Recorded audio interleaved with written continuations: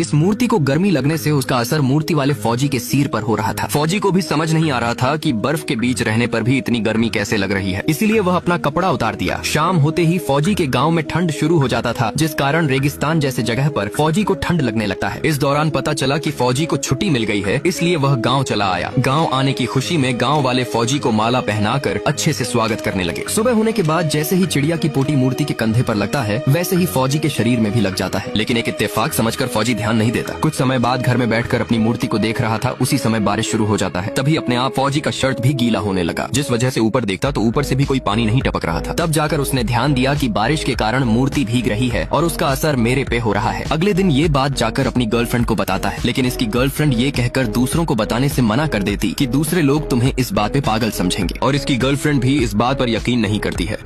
इस फौजी को अब ये पता चल गया कि मूर्ति के साथ जो कुछ भी होगा वो अब मेरे साथ भी होगा। ये सोचकर फौजी अपने मूर्ति को पहरा देने लगता है, क्योंकि फौजी की जान अब मूर्ति में बस चुका था। कुछ समय बाद गांव में एक आदमी बोरिंग खुदाई के लिए पानी चेक करने आता है। इस दौरान आदमी ने फौजी को बताया कि इस मूर्ति के नीचे केवल पानी है और इसके अलावा पानी कहीं नहीं है, जिस कारण मूर्ति को तोड़कर हटाना पड़ेगा। आदमी की बात सुनकर फौजी डर जाता, इसलिए आदमी को रिश्वत देकर इस बात को गुप्त रखने बोल देता है। उसी समय अपने चाचा को भी झूठ बोल देता कि इस गाँव में पानी कहीं नहीं है कि जहाँ बोरिंग खुदाई हो सके। फौजी अब दिन रात ये सोचने लगा कि किसी भी तरह मूर्ति की रक्षा करना ही पड़ेगा, इसलिए मूर्ति के सामने अब कोई भी आता तो फौजी उसे भगा देता था, जिस वजह से गांव वाले अब फौजी को पागल समझने लगे थे। फिर एक दिन झटाते हुए गांव के पुजारी ने बताया कि इस फौजी के मूर्ति को यहाँ से हटाना पड़ेगा, नहीं तो महादेव क्रोधित होकर पूरे गांव को सर्वनाश कर देंगे। इसलिए सभी लोग आपस में फैसला करके फौजी के पास चले जाते और झूठ बोलकर फौजी को मूर्ति से दूर ले जाते, ताकि उतने समय तक गाँव वाले मूर्ति को तोड़कर हटा सके। लेकिन कुछ ही समय में फौजी समझ जाता और बाइक लेकर मूर्ति के पास वापस जाने लगता है।